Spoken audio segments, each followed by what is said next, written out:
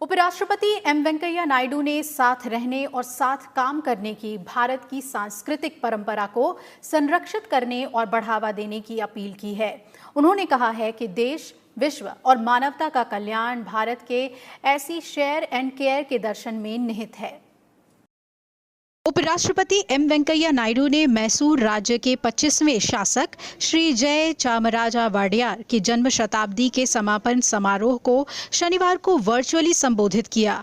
उपराष्ट्रपति ने कहा कि श्री जय चामराजा वाडियार जैसे शासकों ने देश के इतिहास को गढ़ा है और इनकी विद्वता, देशनिष्ठा और दूरदृष्टि का अभिनंदन किया जाना चाहिए। श्री जय चामराजा वाडियार को कुशल प्रशासक बताते हुए उपराष्ट्रपति ने कहा कि उन्होंने स्वाधीनता पूर्व भारत में एक सशक्त, स्वावलंबी और प्रगतिशील मैसूर राज्य का निर्माण किया। After independence, Mysore was the first major state to accept the instrument of accession. The process of transition by which Mysore became an integral part of Indian Union was smooth and easy thanks to the vision of the Maharaja.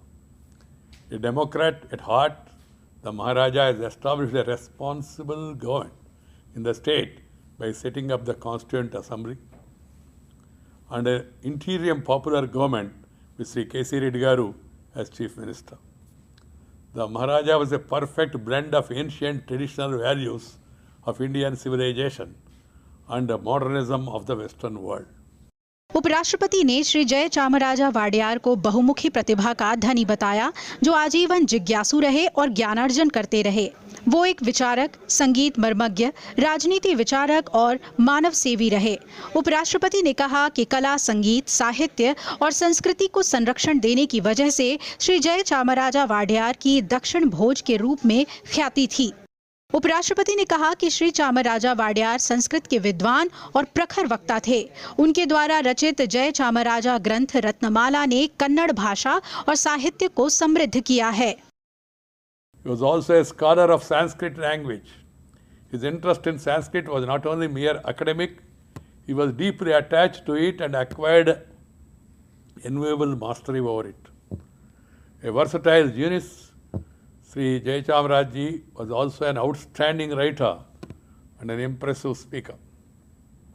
His Jay Chamaraja Grantha Ratna Mala series has greatly enriched the Kannada language and literature.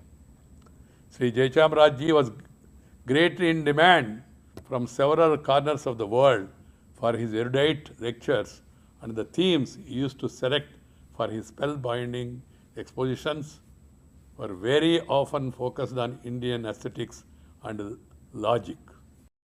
उपराष्ट्रपति ने आह्वान किया कि ऐसे अवसरों को भारत के सनातन सांस्कृतिक मूल्यों, समृद्ध परंपराओं और जन केंद्रित लोकतांत्रिक व्यवस्था के उत्सव के रूप में मनाया जाना चाहिए। कृति मिश्रा, राज्यसभा टीवी।